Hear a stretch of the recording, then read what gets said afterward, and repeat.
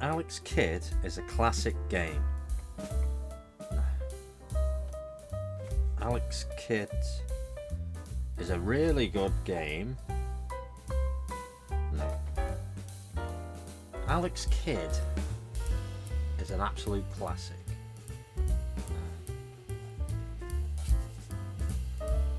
Alex Kidd on the Mega Drive is an absolute classic. Alex Kidd on the Mega Drive is an absolute classic. Alex Kidd on the Mega Drive is an absolute classic. Right. Record. Alex Kidd on the Mega Drive is an absolute piece of shit. Fuck!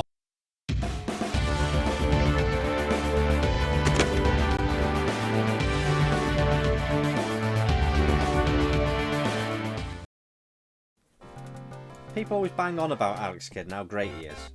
And that's fine if you think he's great. I mean, you're wrong, he's absolutely shit.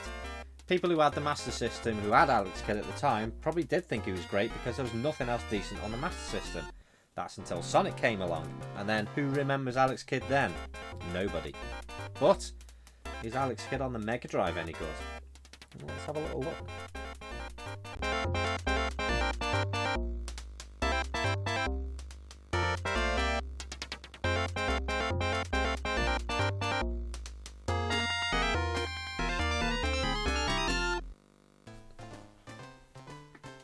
The story of Alex Kidd in this game is a typical rescue mission, where Alex hears a rumour that his father is still alive and he must save him from the evil Ashura who lives on planet Paper Rock.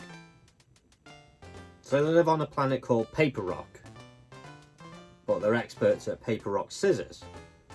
So why don't they call it Planet Paper Rock Scissors? Dickhead. The game begins looking no different from the Master System version. Although it's colourful and cheery, it still looks like an 8-bit game. You have two buttons which make Alex punch and jump. When jumping, Alex can kick on his descent. His punch will destroy enemies and blue orbs on screen. He can also punch the orbs forward to squash any enemies ahead. You can collect coins and money bags for buying items in the shop. You can also go into other buildings where you may come across a minigame of rock, paper, scissors, where you're almost certain to die. The game itself is just a simple side-scrolling platformer where you need to get from one side to the other whilst collecting items and killing enemies. Levels vary where you can swim, fly or ride through stages, which is a nice addition rather than just running and jumping all the time.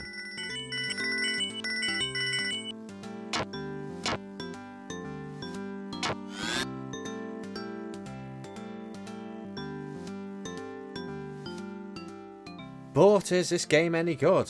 No! Surprisingly, I know. The bad outweighs the good here. The graphics are shit. I mean, they look good if they're on a weaker machine, but it's a 16-bit console. Surely they could have put a bit more effort in making things look more detailed.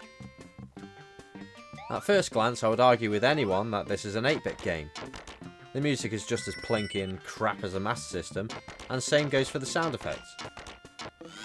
The game mechanics haven't been improved at all. He still controls like his shoes are made of butter, and that pathetic mid-air kick is a gamble if he'll actually hit an enemy or raise his dickhead leg before he gets killed. And of course it's a one-hit death. One improvement to this game would have been an energy bar. But no, they couldn't possibly improve a game that people were a fan of. Let's just keep it the same so everybody can get pissed off with it, then sell it because Sonic is far better. And that's why he became Sega's mascot, because he isn't a sack of goat shit. Even the cover makes you want to throw up. Just look at the state of this prick. He looks like a young Prince Charles getting his ass tickled. People can argue with me as much as they want. Alex Kidd was a great game, but only in its day.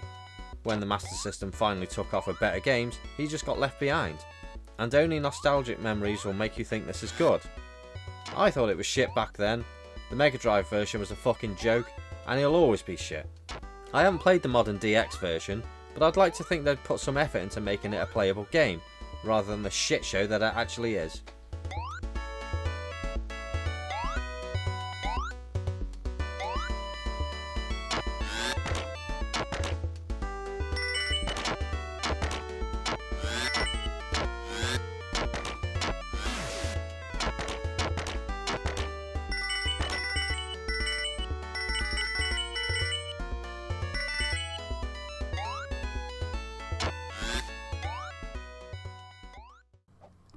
Thanks for watching.